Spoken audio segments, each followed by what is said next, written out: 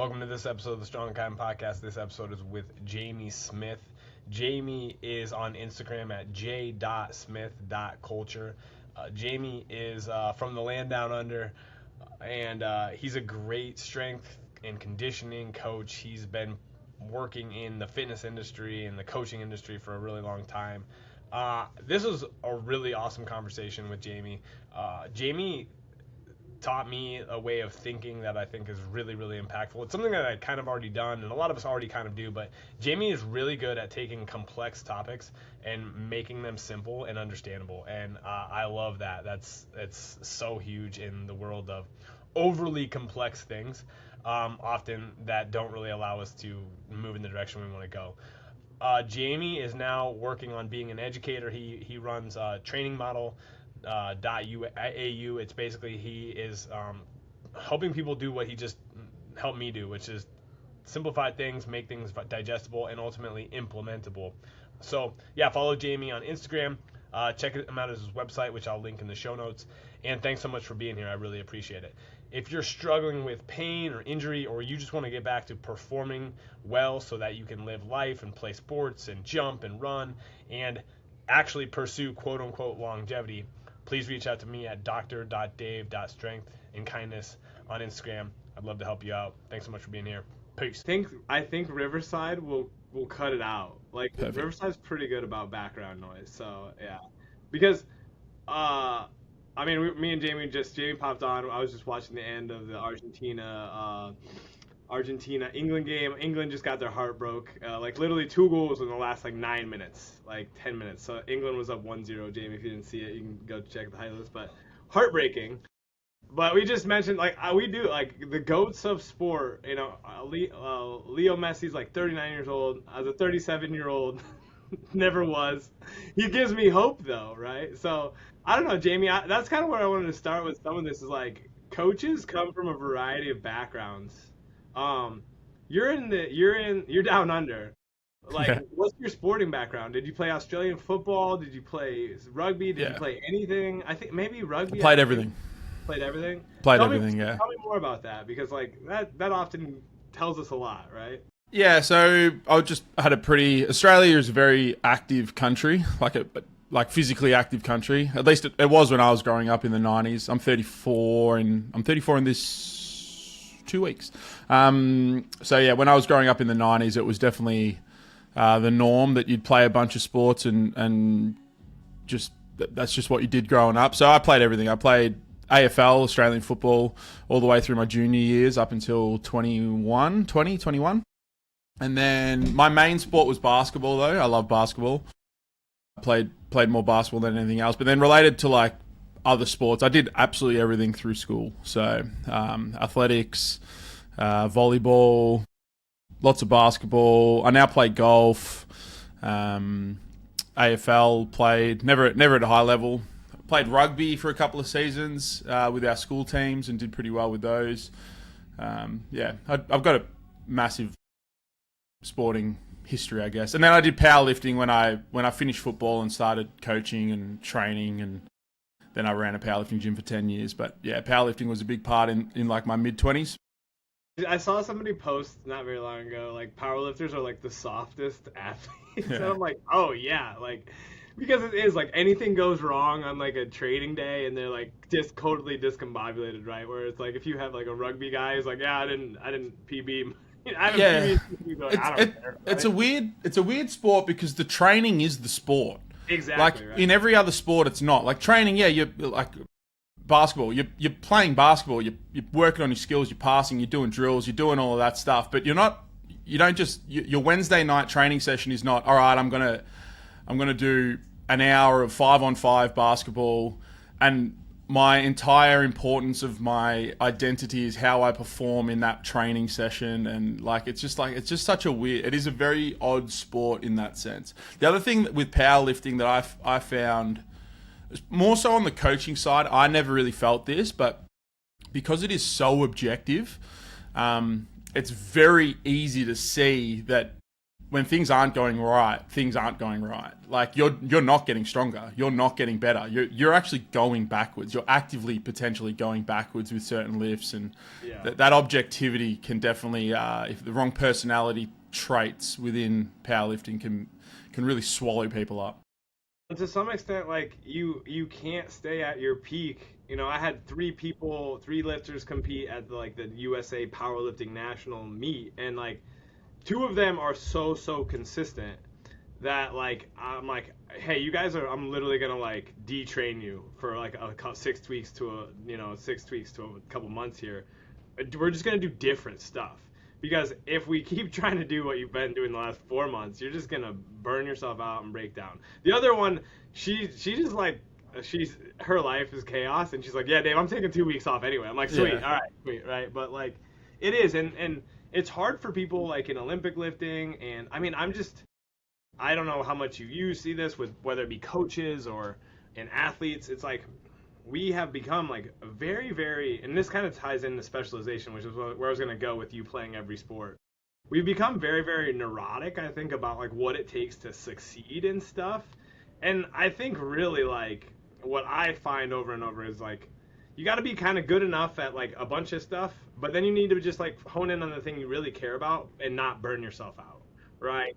Like, and the good enough at a lot of stuff is like, you got to eat enough food. You got to understand nutrition enough. You got to like recover and have enough fun outside of the gym so that you're not like making this your whole identity, right? You got to like, you know, if you're a parent or a spouse, like you got to handle those things well enough, right? And hopefully pretty good, right? And then and then if you like love to train, great. But like, you know, hone in on what you want to do, and whatever that looks like, just do it for a long time and see what happens. And you're probably going to get a lot better result than what a lot of people do is like, they go all in on this is my personality, and then like 2 years down the road, like I'm totally switching everything up, right? Yeah, that's it, with relation to powerlifting, that is the most common like just journey of the amateur powerlifter. Quite often it happens when they come out of juniors. So they run through the juniors, they potentially do really well in juniors, then all of a sudden they get to opens, which is 23 years old, and they're at the bottom of the pile again, and they just lose interest. It's just like it's like that person had so much potential, they could have done so well if they just, It's very common. I learned a lot of that through my first coach, John Paul Cowkey. I don't know how closely you follow. Like, I've heard that name. Yeah, five Trong on Instagram and YouTube. Okay, cool. He was my first powerlifting coach. He's very much of that earlier phrasing, which is like, you don't know what you're capable of. Like if you give this long enough, you'll surprise yourself. And the elites are always those people. Every now and then you get a flash in the pan that comes up after a couple of years, but normally they've come off another sport and they've just walked in, and they'd already had 10 years of productive strength training under their belt. But powerlifting is it's part of the reason why I ended up closing my gym. Like I just kind of got over powerlifting, like completely. And my gym was fully powerlifting, and I was like, I feel so distant to the community and what we do and the type of content we produce and the type of conversations we have. And I was just like, it's just not me anymore. I think I need to move on. That was part of the reason anyway. Yeah. Let's talk about just like that, because I think a lot of it, like a lot of people go through these arcs of like, I mean, I started like, I became a CrossFit coach when I was 20 years old. That like, I fell in love with just like, I mean, I've always been a hard worker. So you came up with the Kelly Starrett. Yeah, well, exactly. That was what a lot of it was. Is like, okay, you know, I went and got this CF level 1 certification, and I'm coaching moms at 12 o'clock. At 5 a.m. I'm coaching moms. And then there's always that one dude who's just like randomly really strong, and then, you know, like a few other college students and whatnot. And then I'm doing that again at noon, and I did fall in love with it because it's like kind of like you said, JP, like you don't know what you're capable of. Like that's the cool thing about like physical training, right? It is like a great way to build confidence and build your body, and but then it's like I fell out of love with the CrossFit arc. CrossFit just became like, damn, to be any good at this, you got to spend 2 hours in the gym every day. And the rest, yeah. Right? And then, you know, powerlifting became something that I just got really interested. It's like, oh, okay, I want to squat really heavy. And that's really cool. Olympic weightlifting has always been a love, but like then it's just become like, hey, just what's this about? What's this about? What am I trying to do? Like, and a lot of it, I just think I'm just not trying to fit into a paradigm anymore. I'm like, I'm just gonna do the shit that I enjoy, but that's the hard part about gym culture, which is what your gym was literally named culture, right? Strength like, culture. Strength culture, right? Like, and creating culture is really good, but it's also really hard. And sometimes culture can take something where like the person didn't want it to go. But let's just talk about like the phases of fitness that you've been through, what you've seen as a coach, an athlete, and like now in the educational space, because like it's always evolving, but it's also like there's a lot of shit that's been around for like 100 years plus. Well, I think everything. I don't think there's actually anything new. Yeah. Yeah. Right. Yeah. So I started training like in the gym at like 14, 15. Started with some holiday programs, and then me and another mate just got really into it and started learning more about it. And my initial interest in I have a keen interest for anatomy. I don't know what it is in my brain. I just do. My initial learning at that age was all Eric Cressy blogs. Eric Cressy, Mike Boyle, Mike Robertson, Joe DeFranco.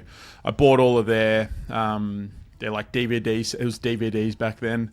Bought all their DVD sets and watched all of those. Just consumed all of that up until I was probably like 18.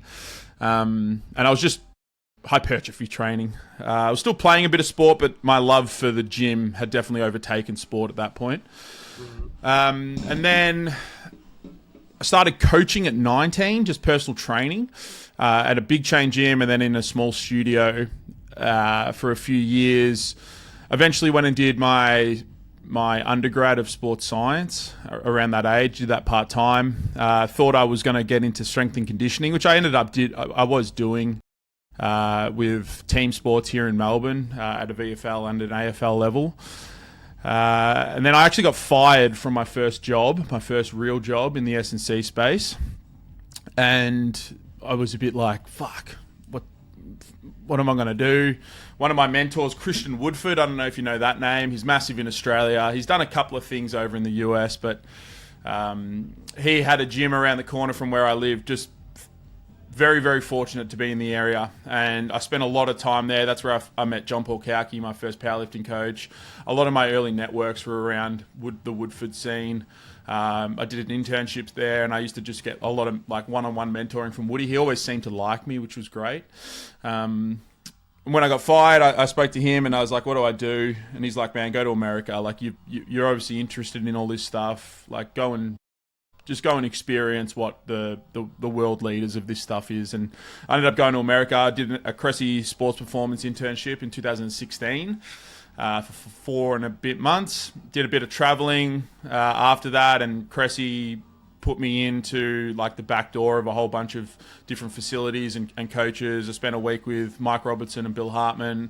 I spent some time with Brett Bartholomew. Spent some time with Mike Boyle. Then came home and opened the gym. So I've been around a lot of I like to think like pretty pivotal people in the industry, like whether it be like closely with them or at least very close following those people.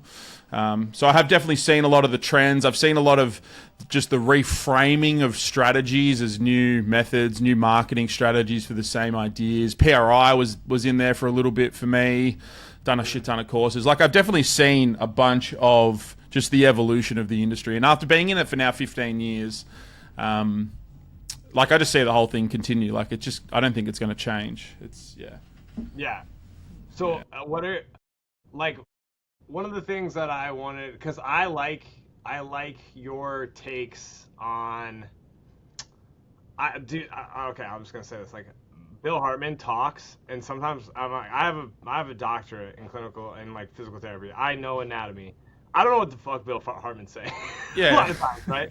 But when you talk, I'm like, oh yeah, okay, yeah, 100%. Nice. Like so, like. I have a theory on that. Tell me more. That's like my theory is, and I could be completely wrong with this, but my theory is Bill actually doesn't. I don't think he actually cares if he loses people in the conversation. I think he wants a moat around the ideas, and the only people that can really stick with it are the people that are really going to spend a lot of time to get his verbiage and his terminology and his understanding and understand his chessboard sort of analogy as a macro view.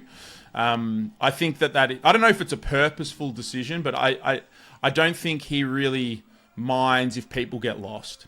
I don't think he really minds if it turns people away with the complexity of it. Whereas for me, I'm like, there's value in all of these systems.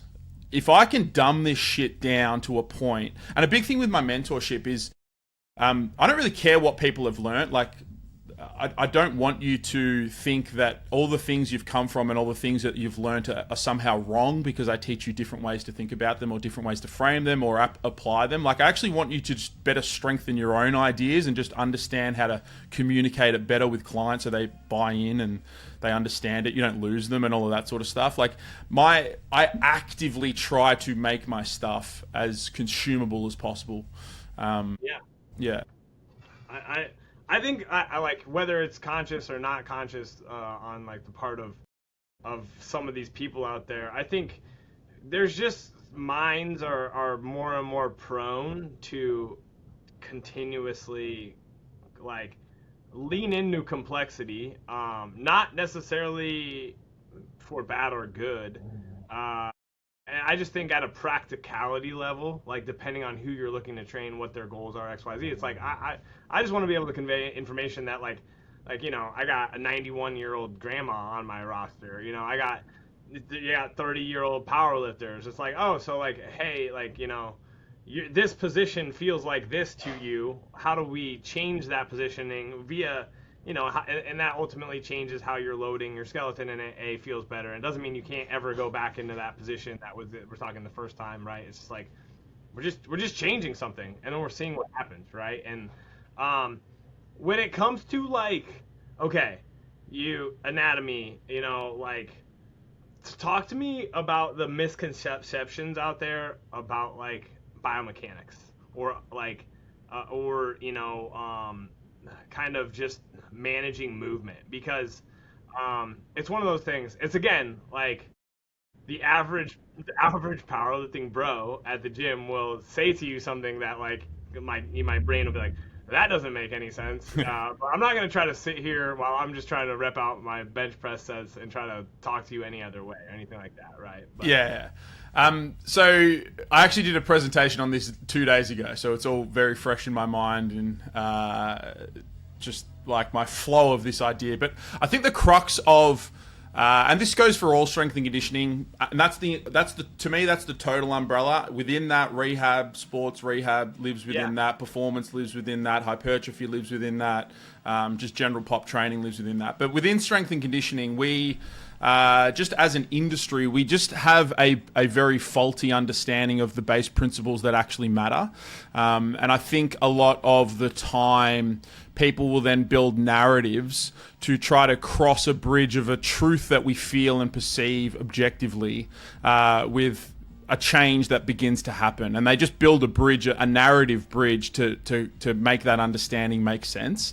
And then this is where you get into like the camps of people that believe one thing. Like one version of this would be like movement optimism versus movement precision on the other end. So like movement optimism would be that no position is inherently dangerous. It's just loading that matters, progressive loading, capacity, not crossing your thresholds, building confidence, building self-efficacy. Like that's all the movement optimism sort of lens. And then on the other end of that continuum, you have movement precision, which is the version I use for currently, which is the most precise model in the industry, would be Bill Hartman's model, where it's like everything is biomechanical.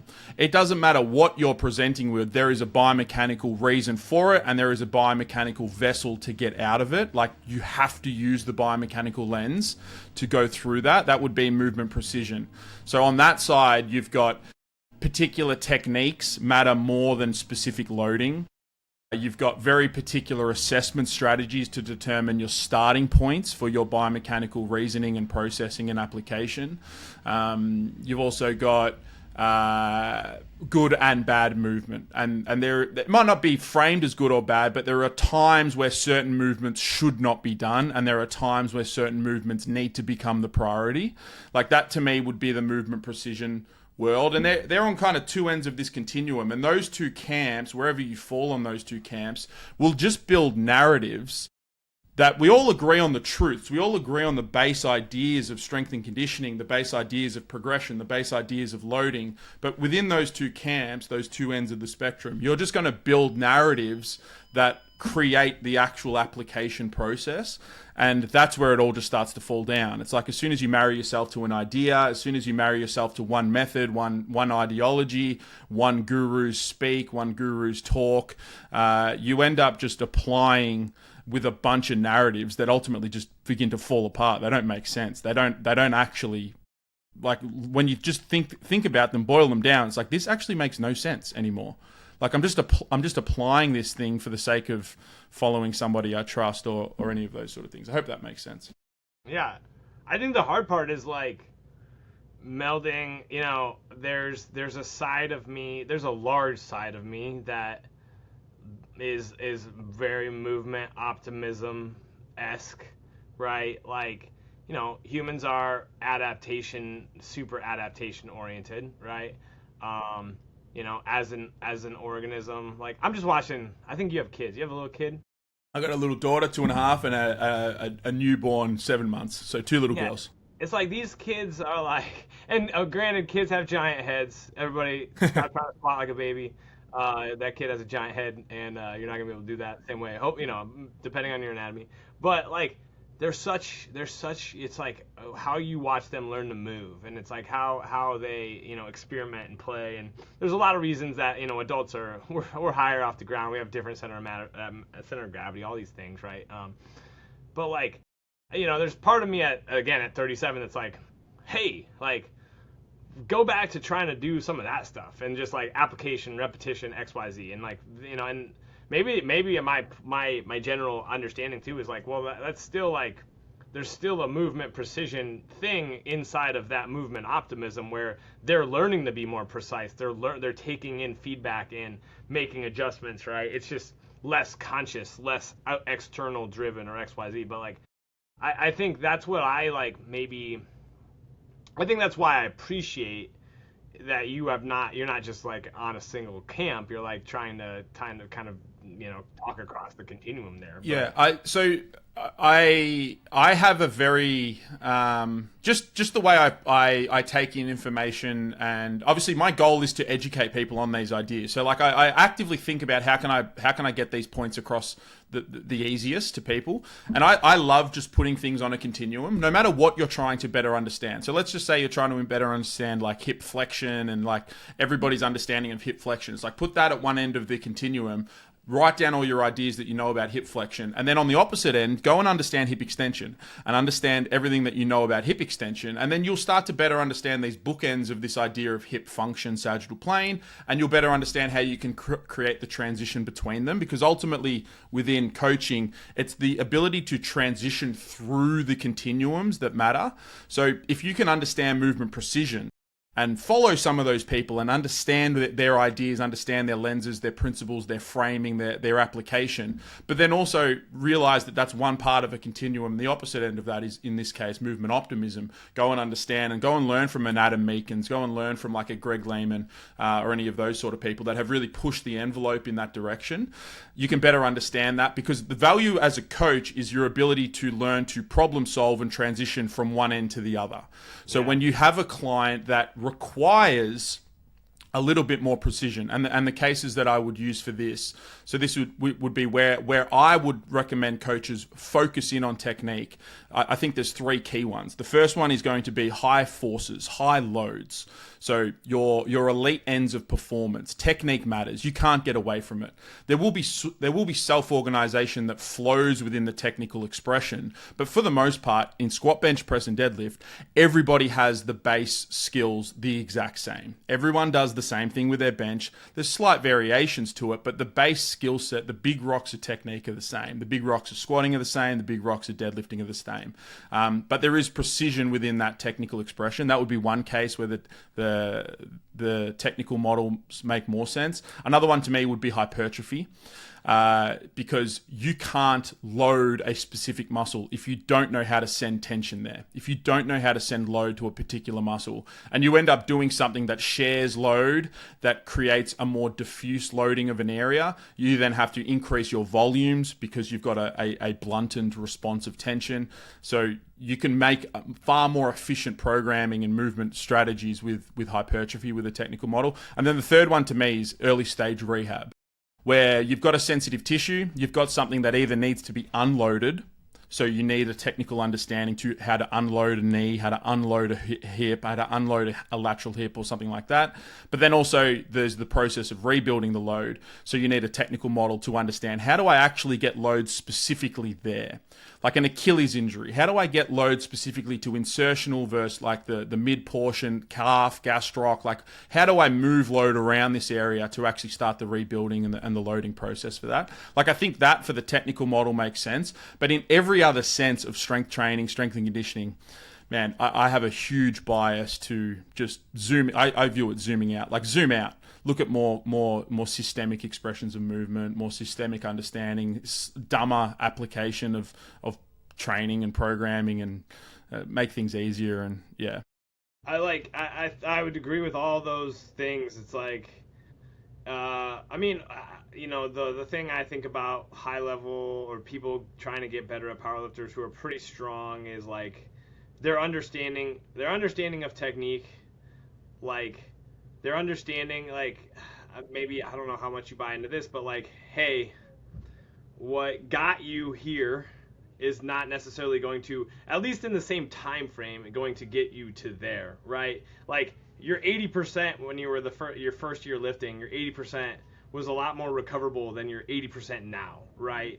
And that's why, like, okay, technical work, like in managing the volume, intensity, frequency of like higher effort stuff, while also, yeah, like, doing stuff like I kind of like, this is where I think I actually pulled up this post. It's from a while back, from February 3rd, but it's like you have like the iceberg analogy, and then it's like step volume, intensity, RPE, life best, and like that psychophysiologic rest response, right? But like what do we actually do? Because I'm like a big. Have you ever read The Inner Game of Tennis by Tim Galloway? Nah. Do you know Rob? What's his? How we move by Rob Gray.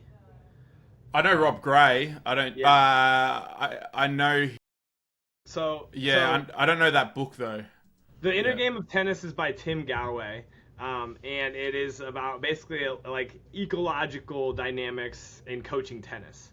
And he was a tennis coach, and he basically said, like, the more I told people to do shit, the worse results I got. But when I just set up the task better and had them do stuff, like their performance improved so much. And he's like, the art of coaching tennis for me became like what apparently was not like from other people's perspective, like not nearly coaching as much, but I got better outcomes and I played better as a tennis player, right? So it's like that balance of actually I'm reading a book right now. And when you tell somebody to try to do something, their performance sucks. When you just tell them to do something, their performance improves. And it's this trying that brings about like a tension or XYZ that people don't perform well. And it's like, all right, well, how do we create this just do type of stuff? And even in that post, you're like, nothing like the iceberg actually what drives objective outcomes. Sorry, my dog ran. Nothing matters as much as we think. And like where I want to go with that is like, okay, so what works? If you're a young coach, and like there a lot of shit works, but like what's your take on like how do we drive these adaptations? How do we help people? And a lot of it, I think you already hit the nail on the head. It depends on the goal, right? A lot of times. But, yeah. So I think the two models that best help people understand this would be constraints-based modeling. I use I've forgotten his name right now. The paper, if someone wants to read it, is The Grand Unified Theory of Sports Performance. If you wanted to get into the depths of it, that's the paper. I can't remember who wrote it right now off the top of my head, unfortunately. But the whole idea is constraints drive the outcome. And when you think of the human system. The human system is a reactive system. It is an input-driven system. So inputs come into the system, they're processed at the level of the nervous system and the receptors, and then outputs begin to present and emerge. And this is the whole idea of emergence of behavior, emergence of strategy, emergence of expressions. Like these things emerge based off the inputs that come into the system. So if you set up the inputs correctly, the emergence will be more in your favor.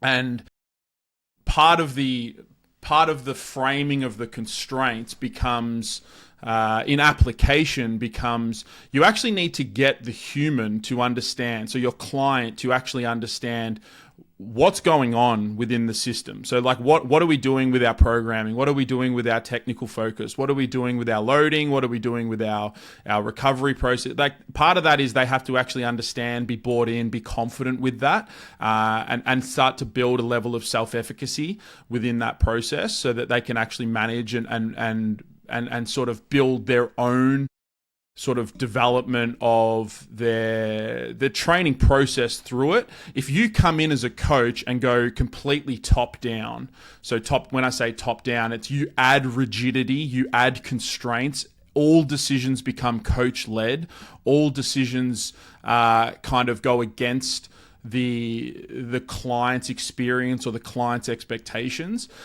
you actually start to degrade that self-efficacy and that self-confidence long term. Some people respond really, really well to top-down framing and top-down constraints-based strategies, but more often than not, you actually need to meet the client where they're at and their understanding and build from their expectations of the process of their understanding. So you need, when you're thinking about the constraints that you're putting into the program, I do believe that you need a flavor of both your experience, your coach-led decision-making. But if you can marry that more so with the bottoms-up versions of reactivity to the client's experiences and the client's expectations, I think you're going to have the best case in building those constraints and creating a more productive emergence on the other side. Yeah. I said a lot of big words there that might confuse people that are listening. No, I think that's good. I think there's only like 7 people that are gonna listen to this, Jamie. So that's it. I love you. Welcome. No, I mean, I think who will listen to this? It's like mostly it's physios, American physios, who are also becoming coaches. Which, I mean, like. I was a trainer, and then I went to see, like you said, K-Star had a big influence on me. Like, K-Star had a massive influence on me. I learned more from anatomy from Kelly Starrett. Like, just textbook anatomy, I learned more from Kelly Starrett than anyone else. Yeah, and I mean, I look back and it's like, I was trying to mobilize some stuff when I should have just been squatting. Right? Should have just been loading. Should have just been loading. I should have just been doing zergers, and then like, this is hard, damn. When I was like trying to get my ankles all mobile, and like, it's like, oh, you just need to actually do this. But I do think like, it opened my eyes to something that just being a trainer, may. There's a lot of trainers out there, and this is not good or bad per se, but like they're still just counting reps, which, sometimes I'm just still counting reps. Let's be honest, everybody's just still counting reps. Showing up, starting the clock, XYZ. But it became like, my business, knock on some wood, like, is successful. I support myself and my family by coaching people. And the combination of getting training reps with people and then, the mobility stuff and like, that led me to go into PT school. And like, I learned stuff in PT school, like, yeah, like that's like 30 years, like it's behind the evidence, but I also just learned, I got reps just dealing with humans, right? And I honestly, sometimes I would like experiment on a person and like they would go well, and you do the same thing with another person and it didn't click, and I kind of learned, okay, like, so you can't just have like a single strategy for everybody all the time, per se. I think some people get to positions where they've marketed themselves, they've done XYZ, and they bring in these people who almost like they know already what their expectations are, and it's like, okay, then you kind of can. But even then, I've had a lot of consult calls with people who have like talked to industry leaders, like talked to, people about shit that are still stuck in the same damn places they were before they talked to those people. And I think that's one of the things about like, my system is trying to learn from all these systems and like bring as much together and dumb it down, and then at the end of the day, just help people get freaking moving a lot of times. Yeah, get those outcomes. Fucking not moving. Like, they stop doing stuff, or they are so anxious. I posted this today because, like, honestly, man, you know this. Like, you're probably somebody who puts a shit ton of pressure on yourself. Like, and the last 3 months, like, my anxiety's been higher. I've had, like, more just, like, ebbs and flows in my mental health. My body has felt like my neck and back have just been way stiffer. And I've vented some of these pressures either through therapy or journaling or an XYZ, and, like, I feel better. It's like, okay, what the fuck that's about? I don't know. But I'm trying to make it, and this is where I'm going with this, Jamie. I'm trying to be relatable as a human. 100%. And that usually bodes itself well, right? Yeah, I think that's a massive realization that a coach kind of eventually goes through, which is that more often than not, your best client results just come from people that understand you understand them, they feel safe and confident that they can be comfortable around you and actually tell you what's going on, tell you when things don't feel good, when things do feel good. And that needs to be built over time. And the best way that you can build that, especially in the social media landscape, is actually just be yourself. Like, it's so cliche, be yourself. But more than that, it's actually just tell your story, tell your experience, because that is what kind of breaks down the wall of clients perceiving you to be this like guru, to perceiving you to be this person that has their life in order, that doesn't make mistakes, that doesn't eat shit, that doesn't sleep, that doesn't actually behave like them. But in reality, we're all just humans. We all kind of behave in the same way. We all fuck things up all the time and try to be better and start the cycle, end the cycle, start again, end again. Like, we're all going through that. If you can show that, it definitely builds more to that. I do want to touch on one thing though, related to kind of like the understanding of how, like, the same methods. You've also frozen. I don't know what's going on with your camera. You're frozen with your hands up, but I don't know if you close your video and open it back up, and it might come back. Yeah, there we go. Yeah, I don't know. I was very still for a moment myself. Yeah. The idea of like two different people receiving the same quote unquote program, the same method, the same protocol, whatever you want to call it, the same protocol, two different people, two different outcomes. Because I think this is a misconception, or at least a misunderstanding within, I don't think you have this, but definitely like younger coaches, even younger allied health professionals, because I do mentor a lot of allied health professionals, is that the specific protocol, the specific technique, the specific exercise, the specific volume and intensity is actually not what changes people. All of that would be viewed as like a technical term would be external load. It's all external things to the human that are being imparted and starting to affect the internal structures. The internal load is what actually drives the adaptation, what actually creates the outcomes. Everybody argues about the external loads. Everybody argues about the program setup, technique, exercise, volumes, and all of that sort of stuff. But in reality, the only thing that actually drives the outcome is the response at the internal levels. And you have a bunch of variables that influence that internal response: genetics, training history, confidence, psychology, general health status, stress, sleep, dietary habits, and consistency of all of those sort of things. Like, they're like the big rocks that shape that internal response. But to me, the most important internal thing is the human psychology. It is the confidence in the plan, the confidence in you, the confidence in the understanding. I think it's the development of self-efficacy. Like, we're very much in the movement optimism end of that initial continuum here. But I really believe that subject, I call it the subjective experience. I think the subjective experience completely consumes the objective reality of what's going on. Like, I view them as like a Venn diagram, except the objective reality is inside the overarching subjective experience. It completely consumes it, and if the subjective experience is not built in a productive, confident way, it almost doesn't really matter what happens in the objective reality, because the subjective experience will just shroud it. It will just cover it. And an example of this within a rehab setting would be, you're doing really well with a rehab client. You bring something else in and it brings up all of the familiar pains and apprehensions and all of those sort of things. Even though you've gone through, let's say, 2 or 3 months with really productive, they're building confidence and all of that, you make a change, you bring something in, a progression or whatever, and all of a sudden they kind of feel like, fuck, I'm going backwards here. Something's happened. Maybe it might not be in the gym. Maybe they've done something in their life, and that feeling comes back, that familiarity comes back. And it just to improve that objective reality, you can change the program and all of that sort of stuff. But what actually matters more in that situation is the subjectivity of them learning that mishaps are going to happen. There's going to be hurdles that pop up. It's not just going to be this linear thing. Like if you just went the objective world and be like, all right, we're just going to pull that out. Load management, fantastic. Everyone agrees. Great thing. Let's just pull that out. It was a little bit too high. It passed your threshold. You do all of that sort of stuff.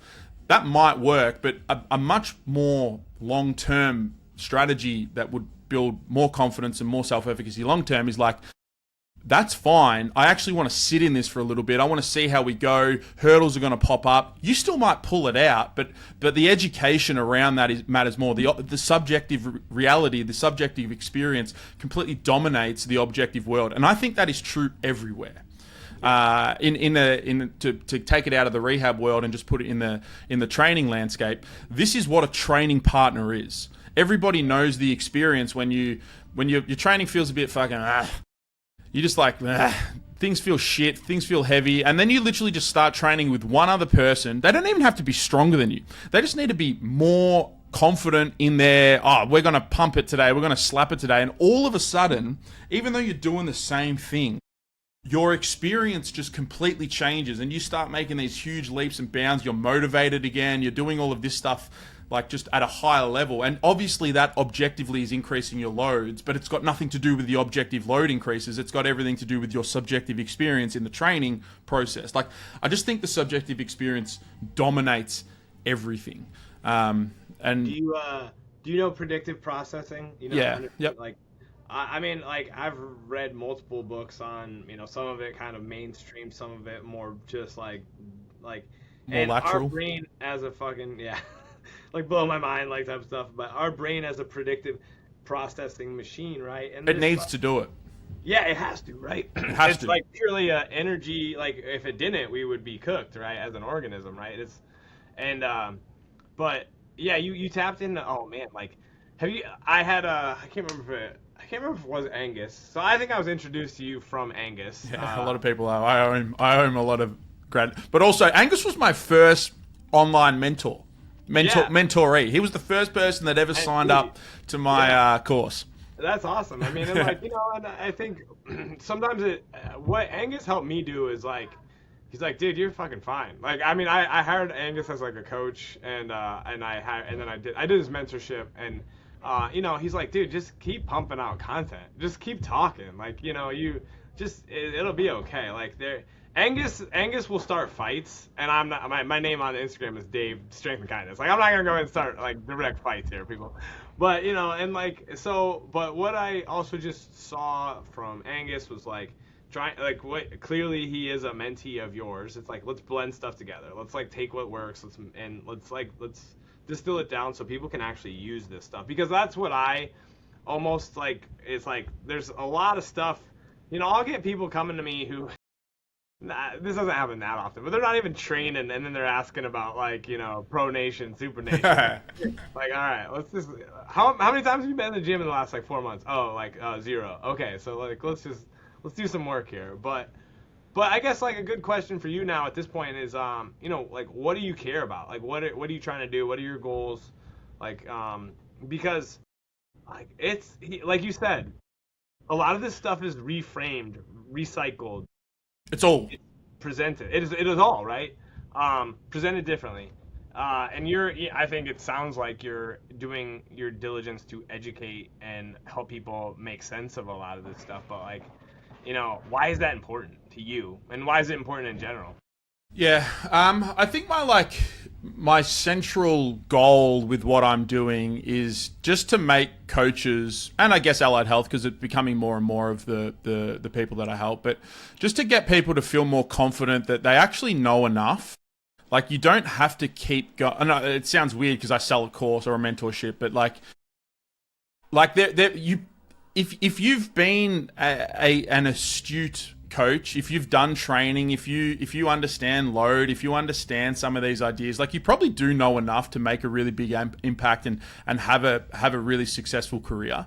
The thirst or the feeling that there are answers you don't have that are holding you back, I think becomes the problem. And that's when you get people that are just in the cycle of, I need to do more courses, I need to do more of these sort of things.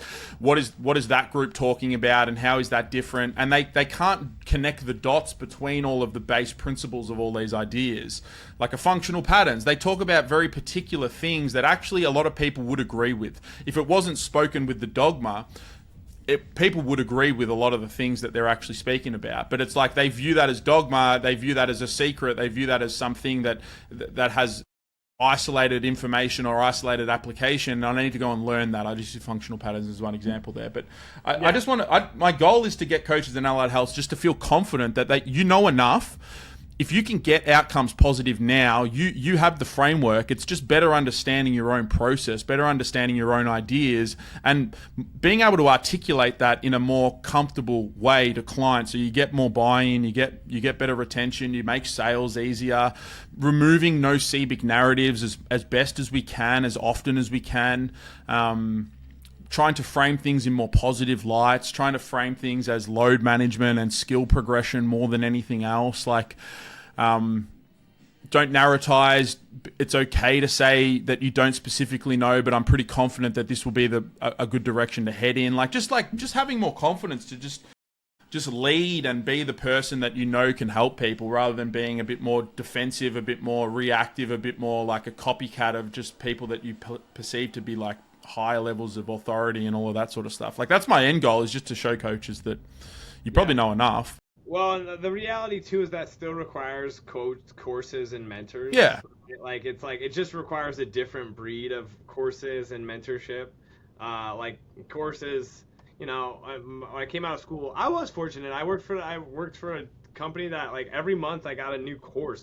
Some of them I'm like, this is kind of stupid. But then, but there were tidbits, and those people, they were like, I got a massage this morning, like, and like that massage therapist, like, she was feeling stuff that, like, she does have skills. Now, is she breaking up fascia and like releasing demons? I mean, I felt good, right? But like, there's body workers who were like, oh, I'm feeling this XYZ, and like, that's them, convincing themselves of something. But there is a skill involved in that, right? Like, in XYZ. It's just not the skill that I really wanted to focus on as a practitioner at this ever. Really, I'm gonna be honest. I just like but and like, there's a lot of skill in asking good questions, being like, hey, all right, so these are the things we can do. You said it earlier, and it is becoming so cliche, because most of the Instagram, most of the TikTok, it is just fake shit, right? It's just fake. We're at the peak. We're probably gonna keep going. We're not at the peak. We're at the peak of current, like, fakeness and just bullshit, and it's just gonna keep going, right? And so, just like, humans are crazy and complex, but also, like, I had a lady ask me about, she's like, I just get like a zinger down on my lower calf and foot, and it's like, is that a bulging disc? I'm like, it could be multiple things. The most optimistic thing is that you carry a lot of, like, what we call neural tension, and like, hey, does it feel good to move? Does it feel good to ride the bike? And she's like, yeah, a lot of these things feel good. It's like really like this one specific thing I do. And I'm like, okay, so let's, like, you have a lot of positive signs, and she, like, you could see her, like, okay, right, and that's, like, sweet. And, like, doesn't mean we're not gonna screen and check other things out, but, like, you going to ChatGPT and trying to treat your disc bulge right now is not gonna be necessarily helpful, right? Or quote unquote anything. Yeah. And, like, we're in the information age, and it's like, well, what do we do with it? That's what I think, like, I'm trying to do, and you're trying to do too, right? Yeah, again, like just those couple of examples for the people that are listening, like that massage idea, like the objective thing that happens in massage is the same regardless of where you go. People are going to feel you, touch you, push into areas, put some oil on. It's probably going to smell nice in the room. Like the therapeutic alliance stuff is all happening. Like that's objectively what's happening. But what matters most in the massage, and put any passive modality within this, is the subjective layering that gets around that, which is what narratives are they talking about? Are they talking about the adhesion-based things? Because then all of a sudden, if you go down that route, the massage might actually be counterproductive to your goals and your outcomes long term. But if the massage becomes more of a therapeutic alliance based thing where it's like, oh, we're just going to get some blood flow in here, we're going to get some things moving, you're probably going to feel better acutely, and all of these sort of things, build the expectations. Like that subjective experience is ultimately what shapes the goals long term. Like you just can't get away from it, even in something like that. But in terms of like the information, I think that the unfortunate reality of just, I guess this is now a capitalist conversation, but for people to make money, for people to sell things, they need to have some point of difference. And the unfortunate thing within social media is it's such an attention-grabbing landscape that everything has to get boiled down into hot takes and quick points, and everyone's trying to show their version as different, which then creates all of this like this confusion, this what seems to be counter ideas, but in reality, when you actually hear these people talk, it's like there's a lot of the common things that are popping up anyway. One thing that I do recommend younger coaches to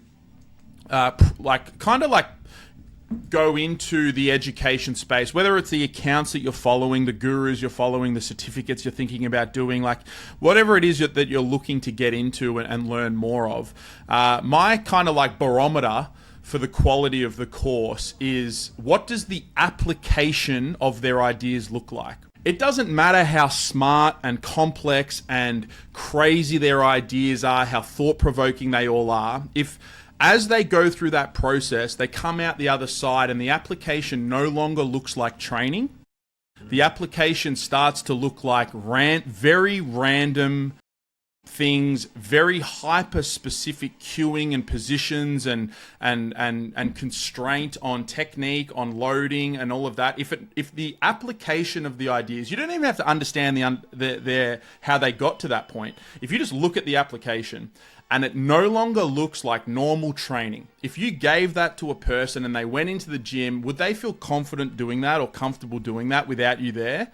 If that's not a straight up yes, I wouldn't recommend going through it. Like that's like I think the most important barometer. And you could, I'm sure you've got some names in your head, but you could use that lens and just be like, you know what, that actually, maybe it's not worth going further into that, or maybe it's not worth diving deeper into that, because like you see it on the other end and they're just doing all this random shit and you're like, I'm never going to program that. It doesn't matter how complicated and the story that's being told to get me to that point makes sense. Even sometimes it doesn't make sense, but it's like, if that doesn't look like training, like it just doesn't, at least to me, it just doesn't interest me. It's like, I'm never going to program that. I'm never going to do that. I'm never going to do this reverse sled drag with an inhale here, an exhale there, a hand position over here, an eye gaze over here, pull back on your right foot, feel the inside heel. On the left foot, I need you to feel the outside of your foot and pull. It's just like, I mean, just to like relate, I mean, just do some hinges. It's dumb. It's just dumb. But I mean, in 2020, obviously a lot of things going on. Like I started to have like, I kind of manifest stuff physically because I'm a physical therapist. I care about this shit. I was like having like weird sensations in my legs, right? Weird pain in honestly my like, I had to pee all the time, which is like, that's a classic anxiety symptom right now. But I just wasn't like understanding what the hell was going on. I also was like, it was 2020, political climate. I get worried about shit that I can't control. But training helped me trust my body. Like doing deadlifts, doing lat pull downs, doing chin ups, doing when I was doing that stuff, I actually like I was like, okay, you're like, you're not dying, at least not right now, right? Like, and then even in the last few months, it's like, training has still felt pretty good. I've had some wonky things that I've kind of worked around in XYZ, but I've also just got back to, we had our kid, and it just changes your life, especially when you're self-employed and you're making stuff work with being a dad and XYZ. But like, I haven't been playing tennis, and I was playing tennis once or twice a week before him, and I've made it like a little bit more of a priority. Like, I feel great when I'm playing fucking tennis. When you're moving. When I'm moving, it's like when I'm sitting here, stewing over problems or XYZ. It's like when I'm stiff, when I'm XY, and it's like, yeah, that's why that's what you talked about earlier. Like, we're reconciling. Okay, I feel in this way, but like in a lot of other ways, I'm okay, right? But if I go down the wrong rabbit hole about like text neck or sitting is the new smoking or whatnot, you just keep going down and you spiral, and then you stop doing the shit that actually makes you feel good because you're afraid. Yeah. Right? And it's like, and I think it's just like, humans are kind of weird, but I think you would probably describe it. This is like pumping the system full of what feels good or what is perceptively good, and the system will start to figure itself out a little bit better, right? Yeah, 100%. I have a coaching framework for problem solving with clients that I educate through, which is you really only have two options when you're faced with a problem. So let's just say let's just keep it very simple. Client has hip pain. You've really got two decisions that you can make. Number one, you can zoom in on the hip. You can zoom in on the pain. You can zoom in and literally like close off perception and just go straight into it. And that would be your movement precision end of the continuum. More likely they're going to do that. They might not zoom in straight to the hip. They might go a little bit like low back, foot. Yeah. You might get into that narrative land, but they're going to zoom in on that presentation. Your other option, and what I recommend in 99.9% of situations, is first, before you make any process change, zoom out. Yeah. Like, and get as far away from it as possible. You need to understand what's changed just in life stress, internal load changes. You need to understand what's changed in the programming. That's your external based stuff. You need to understand is just like general movement capacity. So not hip related things. It's actually just like general. I view it as a center of mass based stuff, but just like there's center of mass management. Are they able to load one leg and the other leg? Are they able to move forward in space, move backwards in space? Are they able to get their arms and like just zoom out into like all of these base expressions of just human movement before you then start to like layer in closer and closer and closer into the hip? And similar to sort of like your experience there with like anxiety and all of that, the process is not actually to zoom in and think more about it and to focus more about the negative stuff. It's actually to zoom out, donut analogy, think about all the positive things that are going on, go and do more of those things, have some self-understanding to the things that make me feel better, movement, outside, good sleep cycles, good nutrition, do more of those things. It's almost always a zoom out case, which bias in the movement technical model understanding biases more to that movement optimism end for sure. And I think you can still bias towards a zoom out and do specific stuff or do local stuff. But I think a lot of people, and Instagram is very much like the zoom out is a much deeper conversation versus like, oh, I found these 3 exercises. Yeah. Like, I love David Gray. David Gray's the master of putting up exercise videos that I think are quasi cool, that, is like slightly different, cool, like XYZ. And it's like, oh yeah, let's see how that feels, right? But that's the lay person. It's like, how do I, or just, we know this, like, do I need a new pillow? Like, do I need, what did I do to my arm? It's like, well, let's take a bigger zoom out. And I love that framework. I think I'm on a very similar. I haven't conceptualized it as well as you just did, but that's pretty much. I love that process. Like, yeah. Okay. Just zoom. And out. I would honestly say go back and forth. Like, let's first zoom out and then let's zoom in. And I actually have a client that I'm going to see on Friday that's like a great frame because she's really smart and almost wants to think through stuff, dude. Yeah. So how at the start. So the zoom out, zoom in is like an overall coaching framework that we can use in different applications. Yeah. In the technical expression of zoom out, zoom in, it's precision versus optimism. And we chatted about on that precision end in my eyes the three places that makes the most sense: high load, high performance, hypertrophy, and like early stage rehab. That zoom in technical model makes a lot of sense to me there. The zoom out though, I think it's the most important time to zoom out is when you have what I called a narrative-filled individual.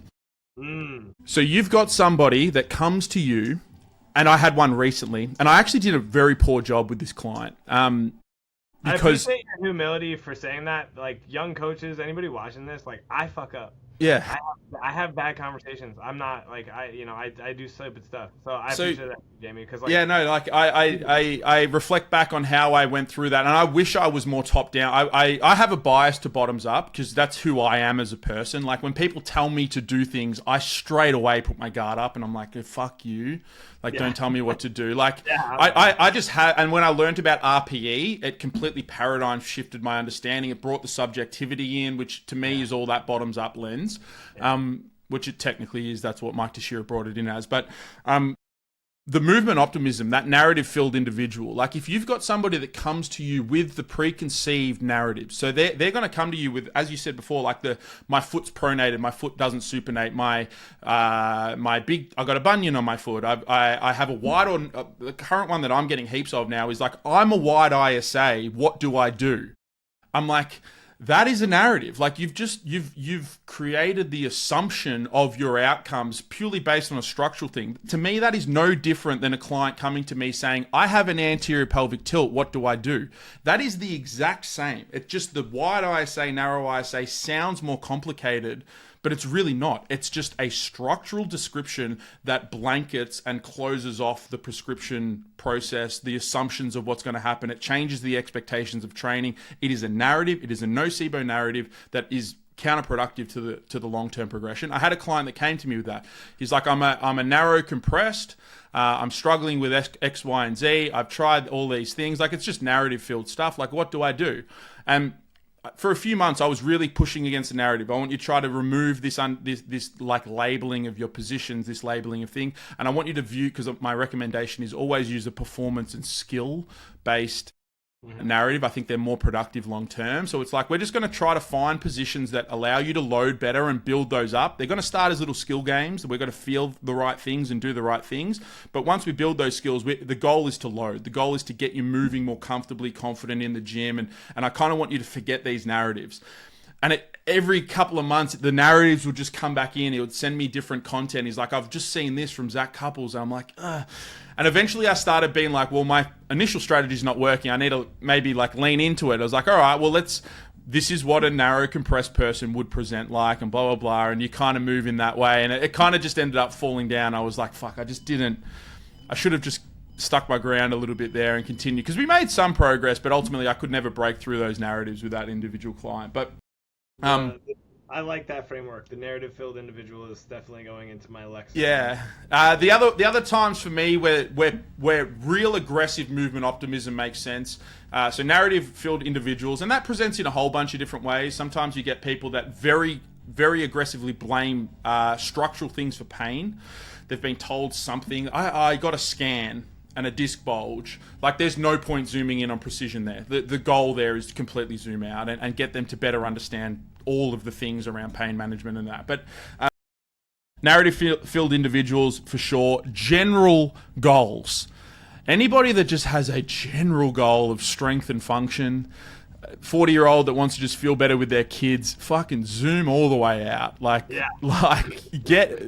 We're just going to teach you to deadlift. Which one feels the best? Which one feels the easiest? Which one do you feel that you can push the loads on? That's the one. Like, start with dumb exercise. Like, that to me makes a lot of sense there. So general goals, general function, narrative-filled individuals. There's one more that I can't fucking think of the top of my head. I've got it on a slide. I'm going to pull up my presentation. Do it. But yeah, this is the shit I think that is most. So when you said like what's most important, this is literally it. It's just like just better understanding of what we're actually fucking doing. And I think one of the things that and this is maybe we'll segue into a wrap up because I don't want to take up too much time, and I think I hear. I've got plenty of time. I haven't come to work this early in about 12 months. I got fucking heaps of time. I'm happy to chat if you're happy to chat. I keep going, but I gotta eat dinner and then Easy. go. Actually, got one more group to go see, but like I think there's a red ocean mentality in coaching, right? There's they're gonna like. Mike T's gonna steal every powerlifting client out there in the world, or Juggernaut AI is gonna come for all. It's like no, like yes, it's a hard game, but hard shit gets easier when you get better, right? And really, what works? Ooh, look at this. This is my slide. When you use optimism for the strategy. Yeah. All right, give us a rundown of this. Yeah, so this is the continuum. If you're not watching this, watch it on YouTube or whatever. Maybe this will be a snippet that ends up on Instagram. But this is how I view everything. I put everything on a continuum. I can't tell you how much easier it makes things make sense to me. And definitely the people that I come across. Quite often when I ask for feedback from my mentorships, there's a couple of very key things that pop up. Number one is foot pressure. From a technical expression standpoint, is just getting clients to better understand foot pressure has helped in so many ways. And to me, the base skill, the zoomed out skill of foot pressure has nothing to do with pronation, supinations, fucking all of that jargon. Yeah. It's actually just management of your mass. It's balance. It's a balance point. So getting clients to better understand how they're interacting with the ground and are they balanced when they're trying to produce force? Or does it start in the heel and shift forward? Does it start on the right leg, go to the left leg? Does it fucking zoom in and out and move around all the time? If you can just bring some awareness to foot pressure, that is by far the most common positive feedback I get, is that has helped so many situations. Within like the coaching framework side of things, my continuum idea is often the first thing that pops up. It's like, no, those continuums make so much sense to me. So I have these for fucking everything. But optimism, precision, when to use them. Movement precision, as we've been discussing, is a zoom in. The base truth to precision is that there's a specific technique, a specific position, load that creates the targeted outcome. You need the specific shit to happen in order to get the outcome. High load performance, we chatted about that. Hypertrophy, we chatted about that. Early stage rehab, we've chatted about that. Zoom out, optimism. The key truth to it is that the body is adaptable and progressive loading is all that it really requires. And if you get your loading right, you're probably going to be fine. Yeah. These would be the three categories that this makes the most sense in. The goal is always to learn to transition and play with both when's needed and all of that. But beginners and heavily deconditioned people, there is no point adding complexity to their understanding of the process. The goal is just adherence and getting them training. Narrative-filled individuals, you need to zoom out, break the narratives before layering in further complexity. And then finally, just like general strength or quote-unquote function goals. It's just the average person that is training, but they're not trying to fucking squat 200 kilos. They're not trying to fucking deadlift four times body weight. They're just like, oh, I just want to feel better in my life. And they've got some niggles. Everyone's got some niggles. But like that to me is where... if you come across those people, I'd be almost minimizing your transition down that other end as much as you need to. I love it. I love putting things on a continuum. I love this model or this way of thinking. Jamie, I'm gonna follow up with you because I got more things to talk about. But I know you could keep going. Maybe I could keep going, man.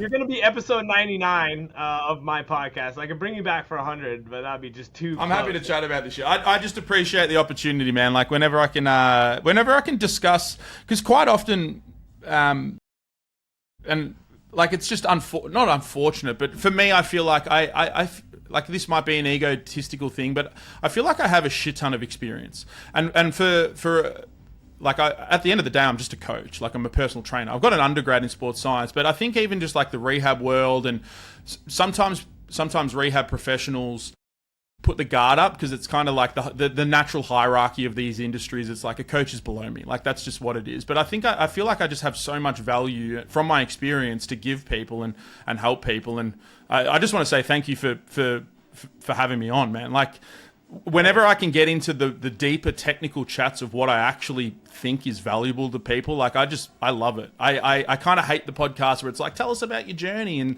like I understand that people need that context, but I kind of also like the journey.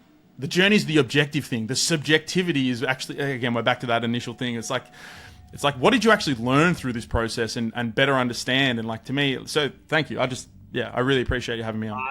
I'm glad I started with a little bit of journey, and then we got. You need some context, but like this is the. Yeah. But I mean, it's like, I think a lot of people, it's like I'll get people who be like, should I go to physio school? It's like, well, do you want to go to physio school? Like, why are you doing this, right? And like, do you want to go into $150,000 of debt to just coach?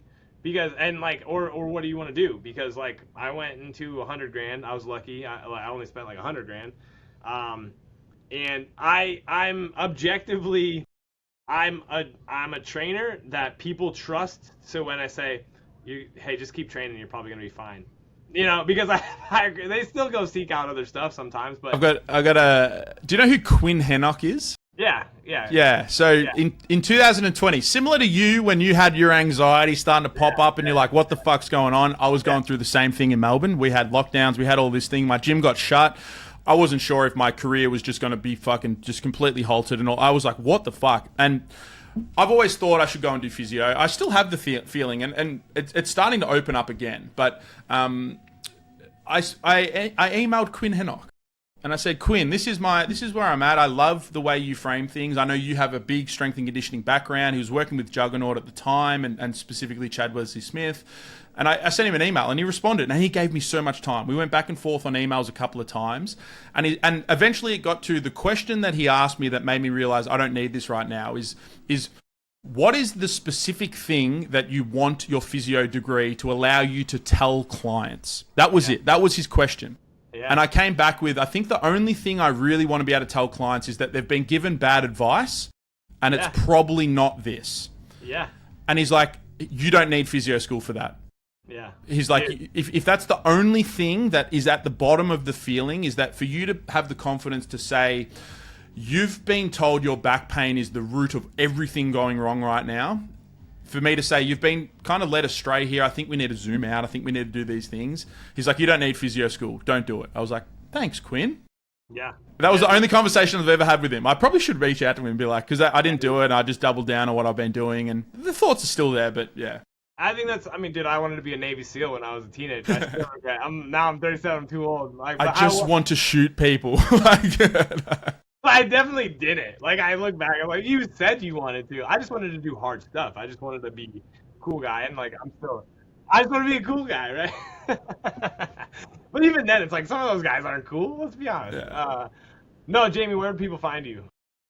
Instagram's the best. Everything's through there. My website is trainingmodel.com.au.